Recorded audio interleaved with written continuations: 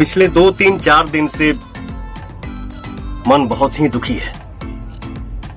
बिहार के मधुबनी में जो घटना घटित हुई है उसे मैं कड़ी से कड़ी शब्दों में निंदा करता हूं और बिहार सरकार से मांग करता हूं कि दोषियों को जल्द से जल्द पकड़ा जाए और उन्हें कड़ी से कड़ी सजा दी जाए ताकि इस तरीके की घटना दूसरे परिवार के साथ ना हो पाए।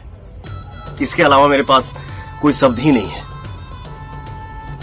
मैं पीड़ित परिवार के साथ हूं और आप लोगों से बहुत ही जल्द मिलने भी आ रहा हूं।